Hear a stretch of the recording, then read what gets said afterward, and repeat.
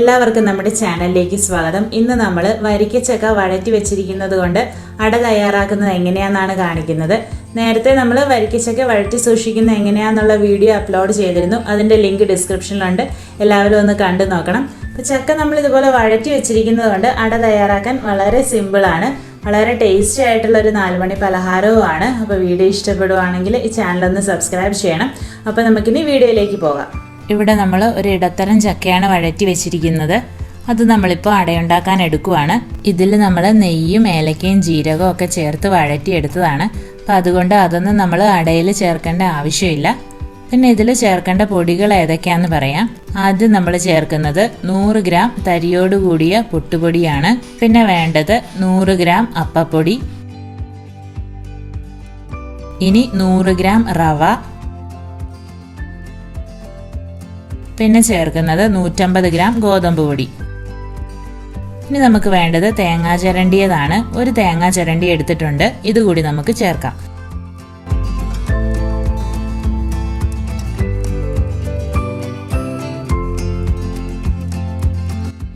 ഇനി ഇതിലേക്ക് നമ്മൾ 1/2 ടീസ്പൂൺ ബേക്കിംഗ് സോഡ ചേർക്കുന്നുണ്ട്.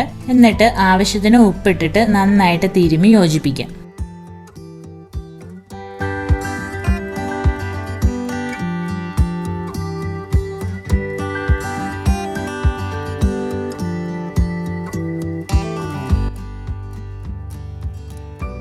നന്നായിട്ട് കുഴച്ച് കഴിഞ്ഞിട്ട് നമുക്കിതിൻ്റെ മധുരം ഒന്ന് നോക്കണം. ചക്ക വഴറ്റി വെച്ചപ്പോൾ നമ്മൾ ശർക്കര ഉരുക്കി ചേർത്തതാണ്. ഇനിയിപ്പോൾ മധുരം കുറവാണെങ്കിൽ നമുക്ക് കുറച്ച് പഞ്ചസാര കൂടി ചേർത്ത് കൊടുക്കാം. ഞാനിവിടെ 6 ടേബിൾ സ്പൂൺ പഞ്ചസാര ചേർക്കുന്നുണ്ട്. ഓരോരുത്തരുടെയും മധുരത്തിനനുസരിച്ച് പഞ്ചസാര നമുക്ക് ചേർത്ത് കൊടുക്കാം. ഇനി ഒന്നുകൂടി നന്നായിട്ട് മിക്സ് ആക്കാം.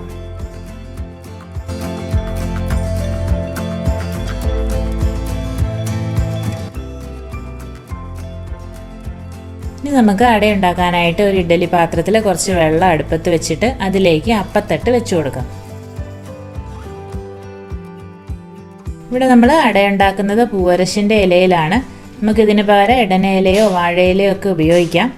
ഇല നന്നായിട്ട് കഴുകി വൃത്തിയാക്കി എടുത്തതാണ്. ഇനി ഇലയിലേക്ക് കുറച്ച് മാവ് വെച്ച് കൊടുക്കാം.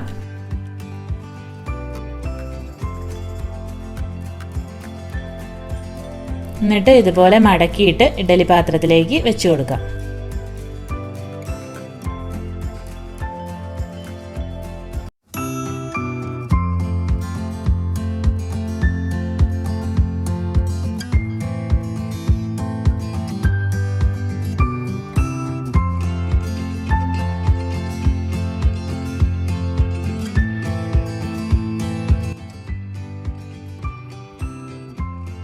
ഇനി അടച്ച് വെച്ച് വേവിക്കാം. വെള്ളം തിളയ്ക്കുന്നത് വരെ ഹൈ ഫ്ലെയിമിലും തിളച്ച് കഴിയുമ്പോൾ ലോ ഫ്ലെയിമിലും ഇടാം. ഇപ്പം നമ്മുടെ സ്വാദിഷ്ടമായ ചക്ക വഴറ്റിയ അട റെഡിയായിട്ടുണ്ട്.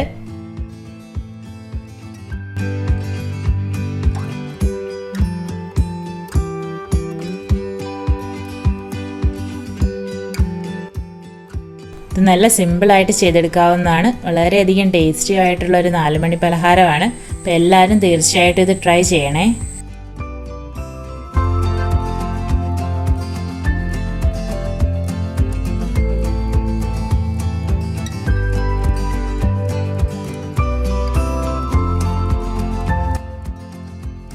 എല്ലാവർക്കും ഈ വീഡിയോ ഇഷ്ടപ്പെട്ടെന്ന് തന്നെ വിശ്വസിക്കുന്നു.